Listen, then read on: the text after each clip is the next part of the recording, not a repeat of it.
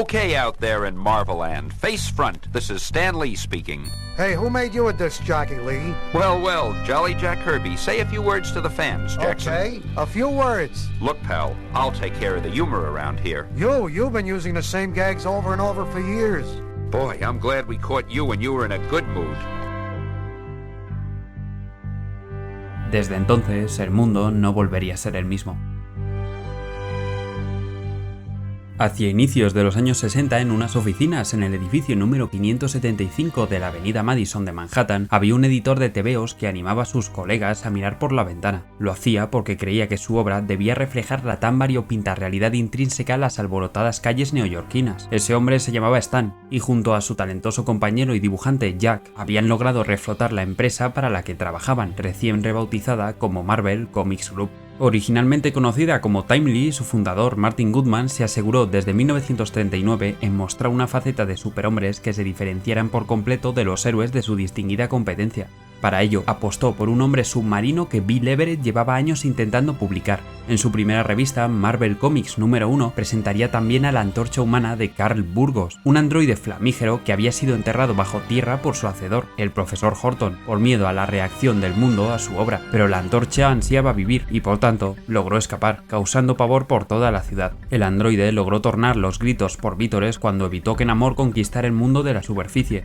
Con esa sonada contienda entre las fuerzas del fuego y del agua, un universo de héroes acababa de nacer. Al hombre submarino y a la antorcha se fueron uniendo otros justicieros de menor calado entre el público, hasta que los ecos de una nueva guerra en Europa ya no podían ser ignorados al otro lado del Atlántico. Motivados por los rumores que llegaban desde Alemania y sus fronteras, dos jóvenes judíos de Nueva York, Joe Simon y Jack Kirby, presentaron a Goodman la idea de un supersoldado que luchase contra las injusticias de la guerra, y especialmente contra la tiranía de los nazis, mientras su país aún se debatía sobre si intervenir o no en el gran conflicto. El Capitán América sería presentado al público propinándole un fuerte puñetazo a Adolf Hitler en la cara. Aquel golpe sería una declaración de intenciones que llamaría la atención de millones de lectores que verían como la nación del Centinela de la Libertad optaba por implicarse en la Segunda Guerra Mundial. Un poderoso ejército, tanto fuera como dentro de las viñetas, se unió ya no solo al Capi, sino a la antorcha, incluso a Namor, por defender un mundo justo contra nazis y nipones. Una bomba atómica zanjó por completo la guerra y cambió el tablero mundial para siempre. De pronto, los miedos e intereses de la sociedad habían cambiado.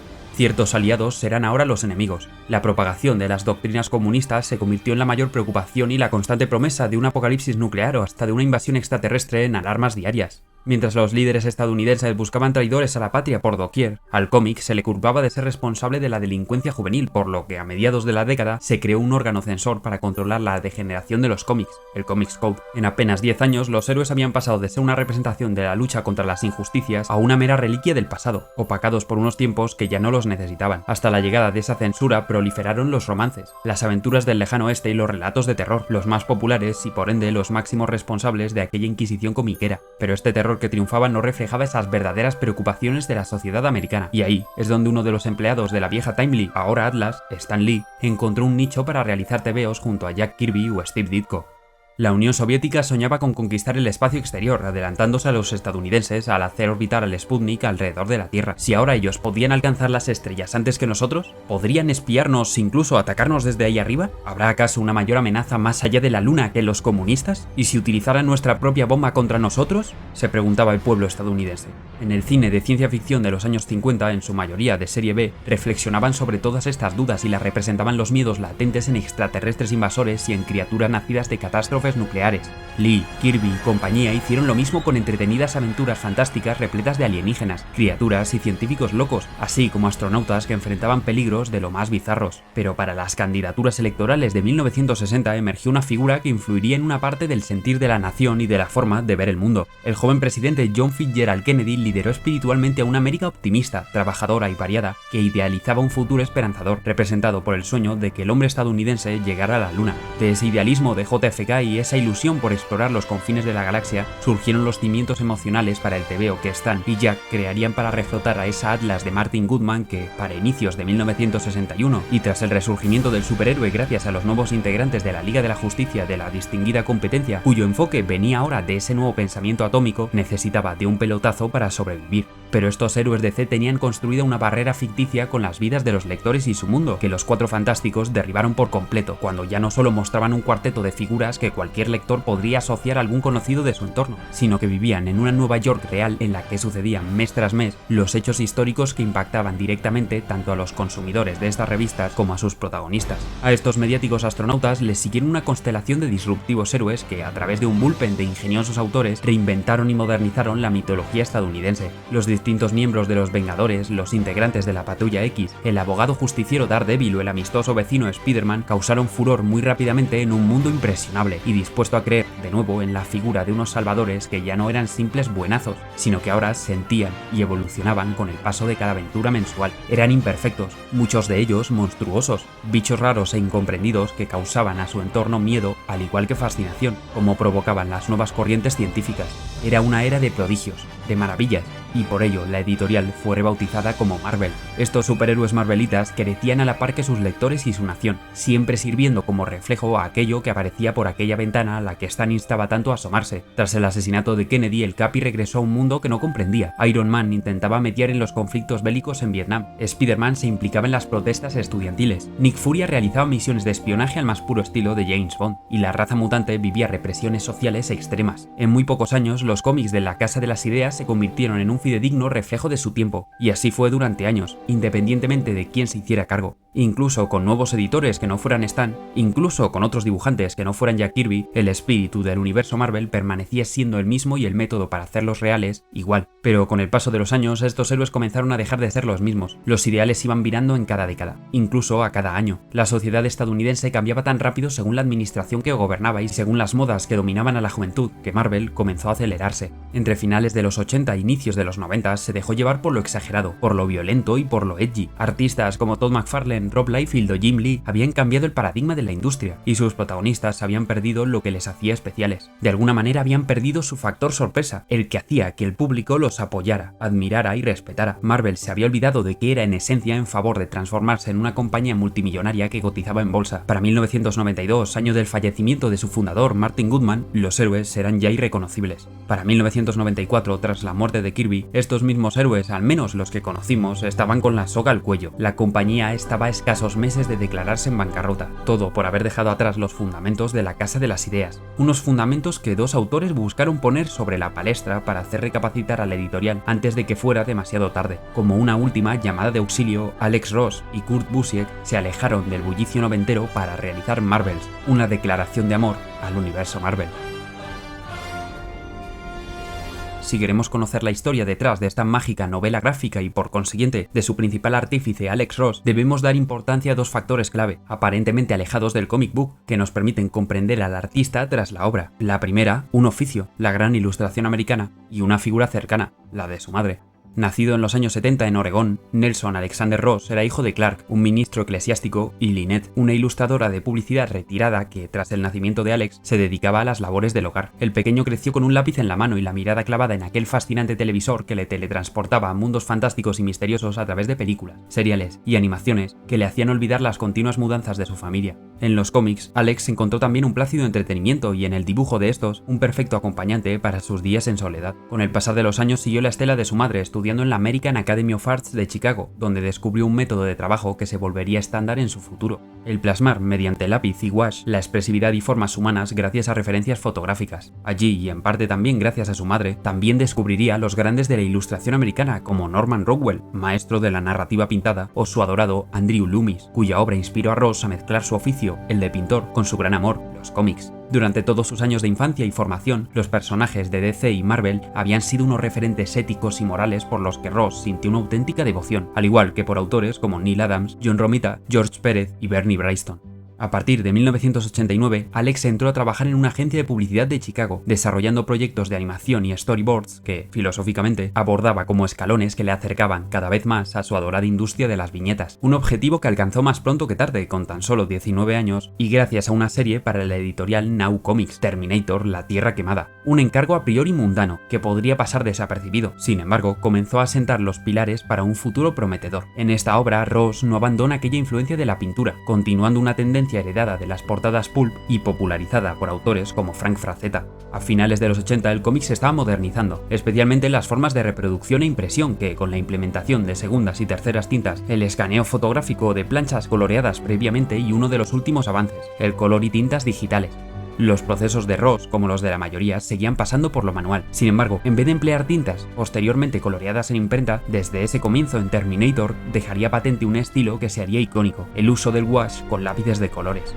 Compaginando su incipiente carrera en los cómics con su trabajo en una agencia de publicidad, conoció a Kurt Busiek, un joven editor y guionista que daba sus primeros pasos en el mundillo con la colección Open Space, para la que Ross pintó una historia nunca publicada debido al cierre de la cabecera. De igual manera, este primer contacto no cayó en saco roto, puesto que llevó a ambos autores, amigos, a realizar dosieres para Marvel.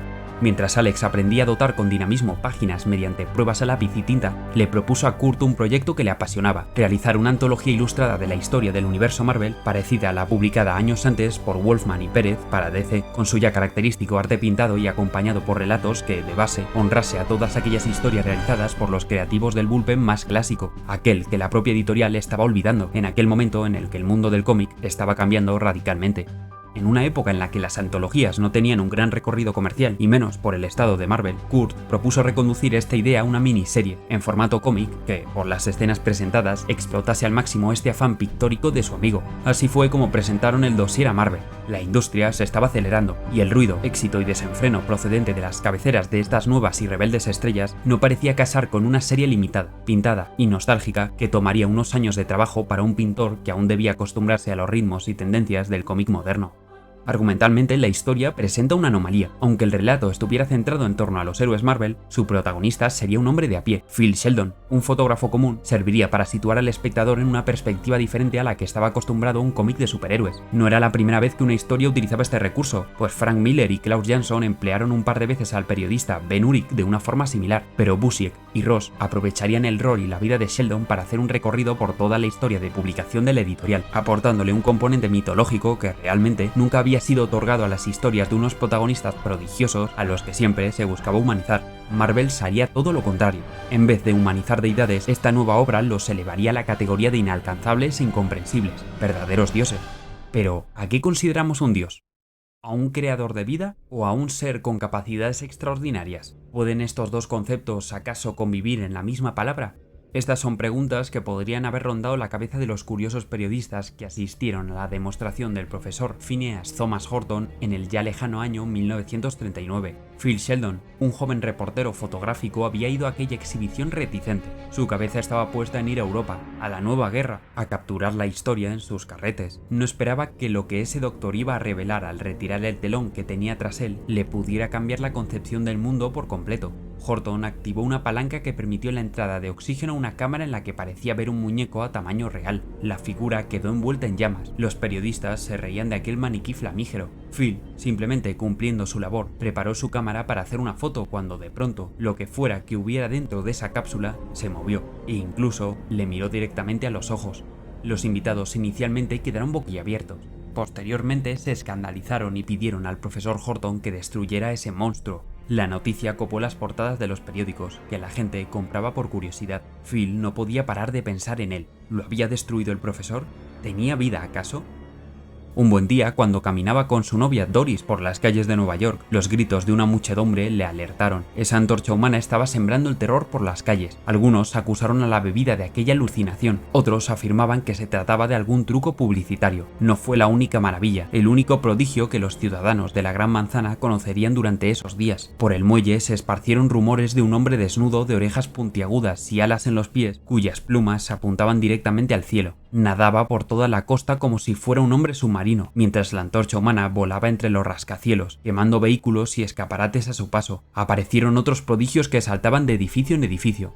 Phil, fascinado por estas nuevas figuras, rechazó la propuesta de su editor, el señor Goodman, de cumplir su sueño y fotografiar la guerra. Al igual que las dudas sobre si participar o no en el conflicto invadían a los líderes de la nación, Sheldon se debatía sobre qué hacer. Finalmente se decantó por quedarse en la ciudad, admirando y temiendo por partes iguales a estos prodigios. Hasta que ellos aparecieron, se sentían tan importantes, tan jóvenes, tan fuertes, tan capaces. Ahora tan solo eran espectadores del regreso de los dioses al mundo de los mortales. El hombre submarino había intentado invadir el mundo de la superficie, pero esa antorcha lo había evitado tras un épico y destructivo combate. Phil siguió toda la secuencia con sus amigos, entre ellos un joven John Jonah Jameson, novato en el mundillo periodístico. El combate del siglo entre fuego y el agua dejó Nueva York hecha añicos, pero la gente la reconstruyó como si nada, como si fueran hormigas que se recomponen tras las pisadas de un coloso humano. Así se sentía Phil, incapaz de poder prometerle a Doris proteger una futura familia y un futuro hogar. Las dudas invadieron a todos, hasta que los periódicos mostraron un rostro nuevo, el llamado Capitán América.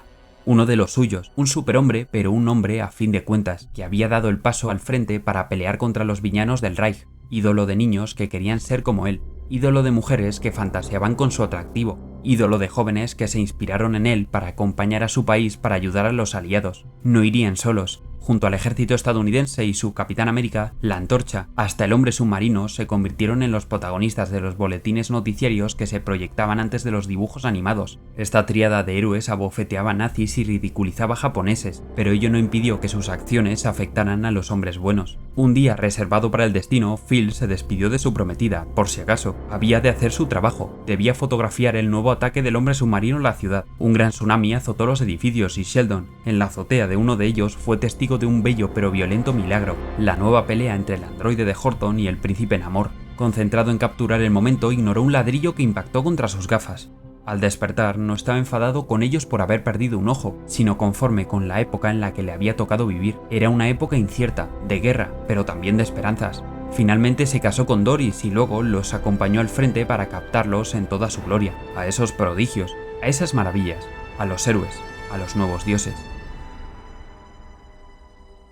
Durante 15 años todo parecía haber acabado. América vivió tiempos ajetreados, centrados en combatir más a nivel ideológico que físico con la Unión Soviética, a combatir estos temores atómicos. Pero entrados los 60, llegadas las promesas de Kennedy, los prodigios regresaron de la noche a la mañana. Tan solo un par de ellos eran los originales, ahora había muchos más. Algunos eran monstruos, otros eran verdaderas leyendas mitológicas, había algunos que dependían de la más puntera tecnología, otros se valían con lo mínimo, unos eran reservados, otros serán celebrities, pero todos eran valientes, combatientes del mal, defensores del ciudadano, azotes del crimen, y la mayoría de ellos serán vitoreados como tal: Vengadores, Cuatro Fantásticos, Daredevil, incluso ese Spider-Man que era acusado por los periódicos de ser una amenaza pública.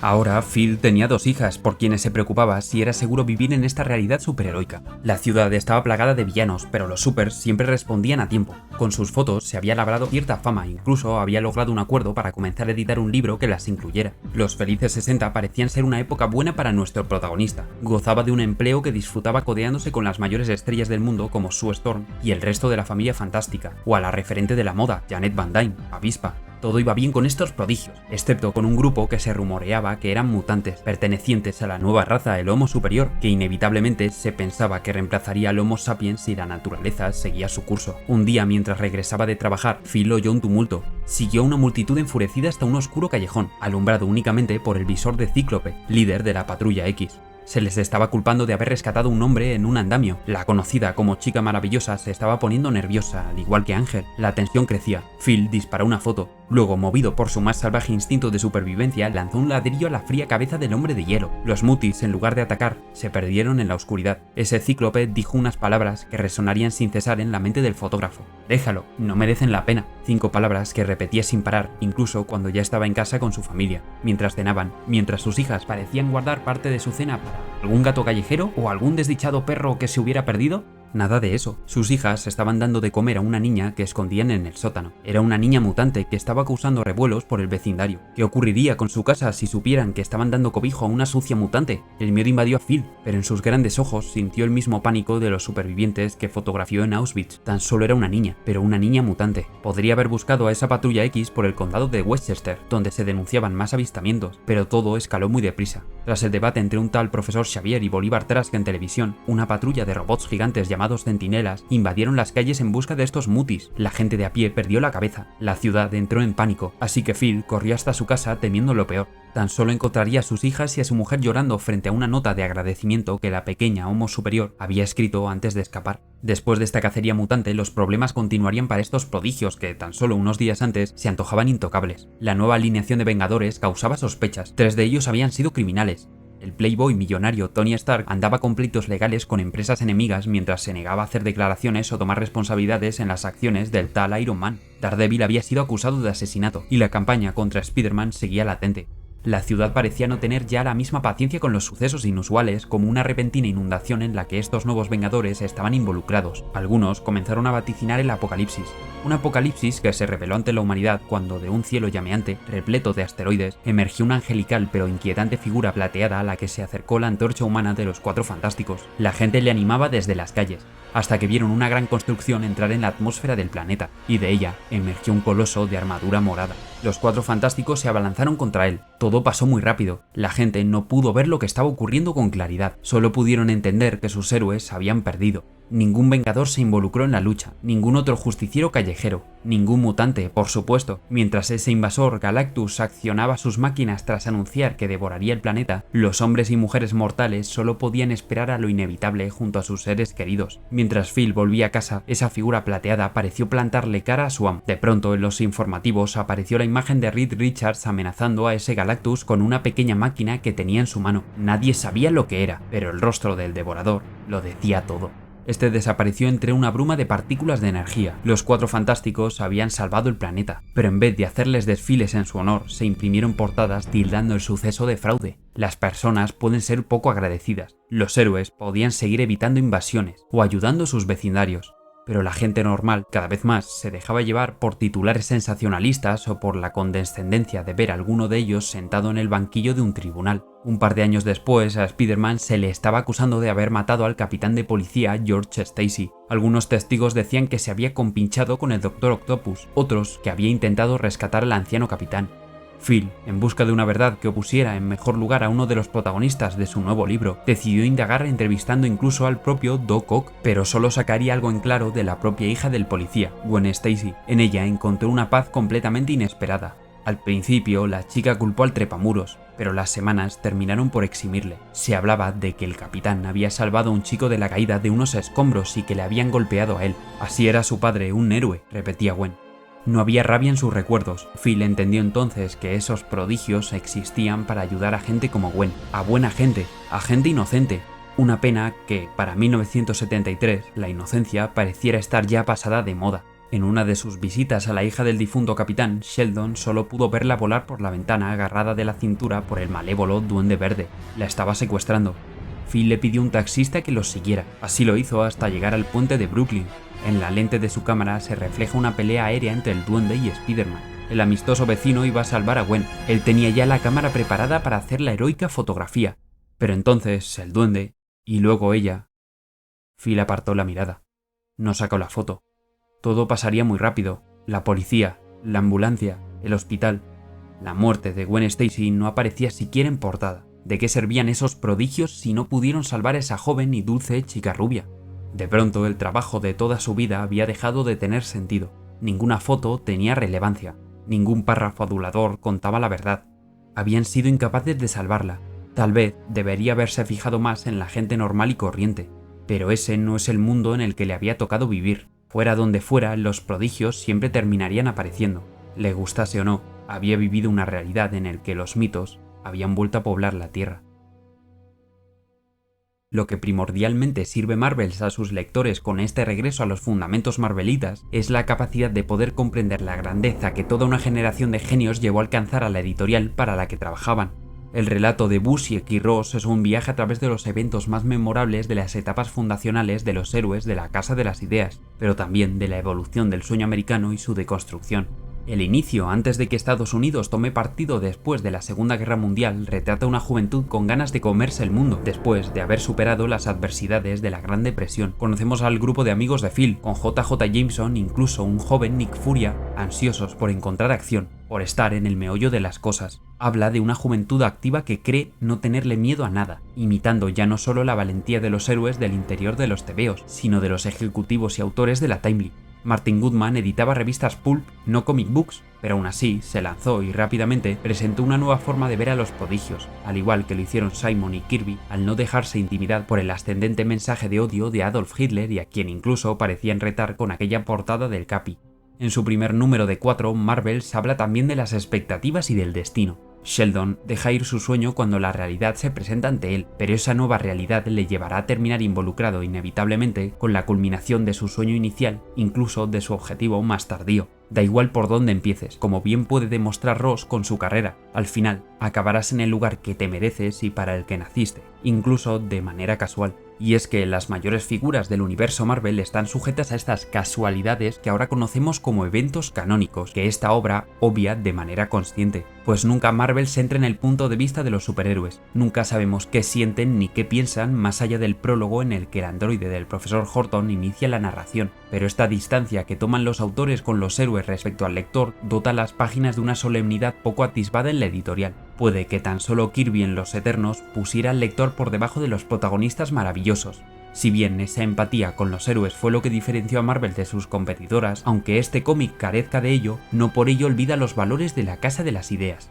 Su dibujo, manteniendo ciertas estructuras faciales de los personajes de Kirby o de Romita, se aproxima más a la mirada que John Buscema planteaba de estos mismos héroes. Sus poses son renacentistas, grandilocuentes y su perspectiva es contemplativa, divina, porque el héroe humano de Stan Lee es aquí Phil Sheldon. Ross compone el plano muchas veces a ras de suelo, con contrapicados que se dirigen hacia el cielo, para sentir a los prodigios como algo inalcanzable o más bien incomprensible. A la gente de a pie les da igual si Iron Man pasa las noches tumbado en su despacho enchufado un cable para poder sobrevivir, si el Capi despierta aterrado por los recuerdos de la guerra, o si la cosa se esfuerza por impedir que una lágrima se desprenda de su ojo cuando alguien en la calle da un paso atrás al verle. El público los necesita como un faro de esperanza para seguir un día más, para no rendirse y para poder inspirarse por ellos, para tener a alguien a quien admirar. Y esto enlaza con la vida de un creador como lo fueron Stan Lee, Jack Kirby, John Romita, Steve Ditko, Roy Thomas y todos los demás empleados de Martin Goodman. La ética de trabajo de todos estos autores era extrema, produciendo una cantidad ingente de páginas al mes, similar al esfuerzo de Peter Parker por conseguir una foto para su periódico, como el de Matt Murdock para impartir justicia tanto dentro como fuera de los tribunales, o como los integrantes de los X-Men cuando incluso aquellos a quienes salvaban les tenían pavor. No importaba cuánto le costase a Romita completar 20 páginas al mes, o cuántos cientos de bocetos realizaba Kirby. Lo importante, fuera de las viñetas, era que los lectores disfrutaban de la obra, y dentro de ella que los superhéroes salvaran el día, pero no siempre podían. Ese es otro punto de vista muy interesante en Marvel. A medida que avanza temporalmente durante los años 60, especialmente a partir de mediados de la década, la visión hacia los prodigios cambia. La gente ya no vivía tan ilusionada como en los años de Kennedy. Ahora todo podía venirse abajo en cualquier momento. Las maravillas podían equivocarse hasta fallar como hizo Spider-Man aquel día en el que todo el mundo del cómic terminó de perder la inocencia. Pero el epílogo de esta miniserie resume lo que siempre ha hecho grande a Marvel Comics. Busiek y Ross sitúan la acción en una clásica escena de la segunda génesis de los X-Men en la que el equipo disfruta de una noche navideña en la Plaza Rockefeller. Podrían llamar la atención fácilmente, pero hasta el ataque de los centinelas estaban pasando totalmente desapercibidos. Podrían parecer personas corrientes porque en el fondo los superhéroes de Marvel lo son. La obra los muestra a menudo inalcanzables, porque dentro de la ficción nadie se ha molestado en conocerlos. Pero ahí están, dioses entre hombres, sin destacar ni desentonar, sin composiciones de plano que los engrandezca ni empequeñezca al común. Lo mismo ocurre cuando Sheldon se cruza con Peter Parker en la redacción del Bugle, o cuando entrevista a Luke Cage. En las distancias cortas no existen diferencias, ni siquiera cuando mutantes y humanos comparten el mismo techo. Ross solo los muestra grandilocuentes cuando la gente los considera legendarios. Pero ellos son tan extraordinarios como Phil o como cualquier otro trabajador, pues lo único que buscan, en definitiva, es lo mismo que sus admiradores, comprender el mundo que les ha tocado vivir. Y por ello Ross termina Marvels con contrapicados de Sheldon, de su mujer y hasta de un niño repartidor de periódicos. En esa angulación que concluye el cuarto libro se resume la esencia del universo Marvel, dioses y mortales conviviendo en busca de un mismo objetivo, entender el mundo, igual que los mejores mitos, a través de la grandeza. Una grandeza que, sin duda, alcanzaron todos los involucrados en las grandes historias de la Casa de las Ideas. Aparte de ser testigos de cameos de identidades secretas de otras editoriales como Clark Kent, Lois Lane o hasta el joven Billy Batson, muchos de los guiños y homenajes hacen referencia a los padres fundadores del universo Marvel. Martin Goodman sirve como el editor del joven Phil cuando quiere mandarle de fotógrafo de guerra. Joe Simon trabaja con él en la redacción, al igual que lo hacen Stan y Jack, y el taxista que le lleva hasta el puente de Brooklyn es John Romita. De detalles así está plagada Marvels. Cuenta también con las apariciones esporádicas de personajes que solo los más fanáticos reconocerán, como Dory, la chica con la que Johnny Storm salió durante un breve periodo de tiempo en Strange Tales, y otro recurso muy bien empleado para situar a los fans en cada momento temporal son los periódicos, sus titulares y sus artículos secundarios en los que se referencia ejemplares de otras colecciones que se publicaban el mismo mes que aquel suceso legendario que estén homenajeando en cualquier momento. Y luego, claro está, la interminable lista de viñetas que son calcos trasladados al estilo acuarelado y naturalista de Ross, pero manteniendo la iconicidad de cada plano histórico. No cabe duda de que Marvels, de Kurt Busiek y Alex Ross, fue una declaración de amor al universo Marvel. La editorial no le prestó demasiada atención en el momento de la publicación, que, aunque naciera como homenaje y como recordatorio del auténtico valor de estas historias, primordialmente terminó siendo un colofón a la era Marvel de los cómics. Fue una carta pasional de alguien que pareciera estar despidiéndose de un ser querido. Fue una esquela para Goodman, para Kirby y para los que tristemente nos fueran abandonando hasta día de hoy, pero no fue un obituario melancólico, sino una celebración de alguno de los momentos más destacables en la vida de los más extraordinarios seres del siglo XX jamás hubiera conocido. No hablamos de los superhéroes de una Nueva York ficticia que catalogamos bajo el número de 616, sino de sus creadores, de sus escritores, dibujantes, entintadores, coloristas, rotulistas, distribuidores, editores y emprendedores, de todas aquellas leyendas del medio que, venidos de un tiempo de trabajo duro y optimismo, nos han hecho creer en las maravillas, porque todos ellos fueron los verdaderos prodigios.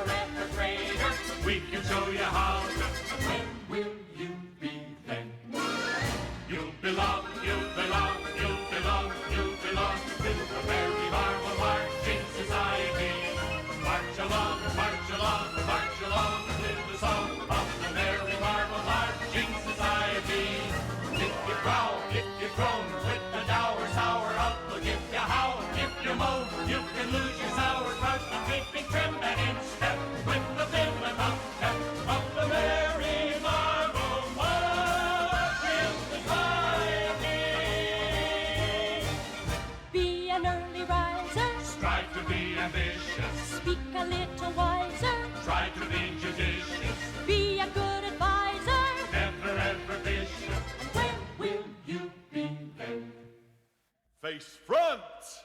Lift your head! You're on the winning team! Enough said! You belong, you belong, you belong, you belong to the Merry Marvel Marching Society.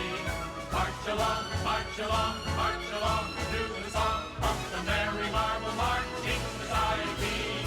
If you growl, if you groan, and your score is nearly zero, do not howl, do not moan, you can be a superhero marching right along to the fighting song of the Merry Marvel Marching Society. March along, march along, march along, march along to the Merry Marvel Marching Society.